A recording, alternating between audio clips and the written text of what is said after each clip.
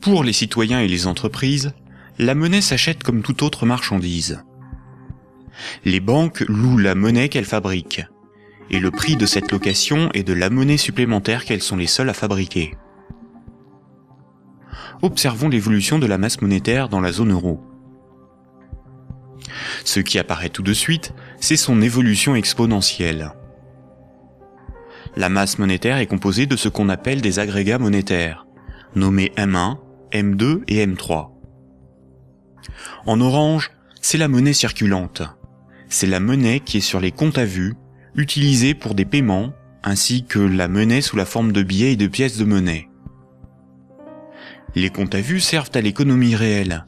C'est là que sont versés les salaires, réalisés les paiements avec les cartes bancaires, les chèques, les virements, pour les échanges de biens et de services. C'est la monnaie qui sert l'économie réelle.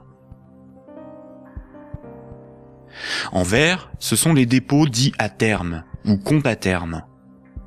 Ce sont des comptes d'épargne rémunérés, des comptes à préavis, des livrets comme le livret A, certains placements financiers, où une partie de la monnaie scripturale est bloquée par les particuliers pour un certain temps.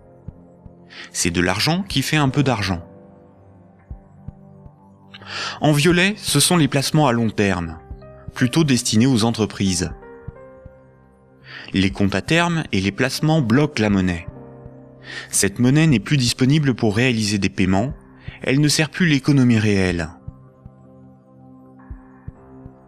La masse de la monnaie qui circule, en orange, diminue quand les crédits sont remboursés par destruction monétaire. Elle diminue aussi quand de la monnaie est épargnée et passe d'un compte à vue à un compte à terme rémunéré, ou qu'elle est bloquée dans des placements à long terme. Par ailleurs, les banques ou des organismes spécialisés comme Sofinco ou CTLM proposent de prêter de la monnaie scripturale privée existante contre intérêt. Ce sont de véritables prêts de dépôt bancaire, sans création monétaire. Ils représentent environ 40% des prêts de monnaie. L'industrie financière permet ainsi à de riches épargnants de ne plus travailler du tout. Ces épargnants peuvent ponctionner sur la masse monétaire circulante de la monnaie que les moins riches et les entreprises produisent par le crédit. Leur capital augmente progressivement en capturant de la monnaie créée par le crédit. La baisse de la masse monétaire circulante oblige les particuliers et les entreprises à emprunter perpétuellement pour la compenser. Quand un client d'une banque obtient un crédit, la nouvelle monnaie se retrouve sur un compte à vue. Elle est dépensée pour des achats et va voyager de compte en compte au fil des paiements, jusqu'au moment où elle servira au remboursement d'un crédit et sera détruite. Si la destruction monétaire est plus importante que la création monétaire, il s'ensuit une contraction de la masse monétaire. L'économie est en danger. La consommation baisse, cela provoque des faillites, certains doivent vendre de leurs richesses pour se procurer de l'argent, et il devient plus difficile de rembourser les crédits. Et si les emprunteurs n'arrivent plus à rembourser leurs crédits, ce sont les banques qui se retrouvent en difficulté. Les économistes et les politiciens sont condamnés à appeler de leur vœu la relance de la consommation pour assurer une demande de crédit perpétuelle. Car sans crédit, la monnaie disparaît. Rappelez-vous, tous les jours, la compensation calcule ce que les banques commerciales privées se doivent. Les banques règlent leurs dettes en monnaie centrale. Quand une banque se procure de la monnaie centrale, on appelle cela le refinancement. Elles ont plusieurs possibilités. Elles peuvent demander à la banque centrale un crédit en monnaie centrale. Pour cela, elles déposent des titres financiers en garantie, par exemple des obligations d'État, et la banque centrale crédite leurs comptes. C'est à ce moment-là que la monnaie centrale est créée. Le taux d'intérêt qu'applique la banque centrale lors de ces crédits est appelé taux directeur. Cette monnaie centrale peut être convertie en billets de banque. Mais la plupart du temps, les banques commerciales privées se prêtent entre elles de la monnaie centrale ou se font crédit. Elles peuvent pour cela se faire confiance ou se donner là aussi des titres financiers comme garantie. C'est ce qu'on appelle le marché interbancaire. Comme toutes les banques se font crédit, se prêtent de la monnaie centrale ou des titres financiers, cela fait qu'elles sont toutes liées les unes aux autres. Si une grande banque fait faillite et qu'elle ne rembourse pas ce qu'elle avait emprunté aux autres banques, ce sont toutes les autres banques qui font faillite par effet domino. En 2008, les dérives du système financier ont provoqué une crise de liquidité dans le système bancaire. La crise de liquidité fait que les banques n'arrivent plus à régler leurs dettes, à se procurer de la monnaie centrale ou à se faire crédit. Les banques ont alors cessé d'accorder des crédits. L'évolution normale de la masse monétaire aurait dû être celle-ci. Malheureusement, la crise bancaire a stoppé la progression de la masse monétaire et s'est transformée en crise économique.